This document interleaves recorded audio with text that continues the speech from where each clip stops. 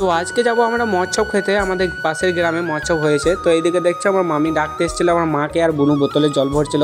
তারপরে আমরা বেরিয়ে পড়েছিলাম। তো এদিকে আমি, বুনু আর মা আর একটা মামি যাচ্ছিলাম, আর আমাদের প্রচুর লেট হয়ে গেছিলো। আর এদিকে দেখছি সবাই মহোৎসব খেয়ে বাড়ি আসছে সবাই মিলে, আর আমরা এখন যাচ্ছি, আর প্রচুর লোকও যাচ্ছিলো।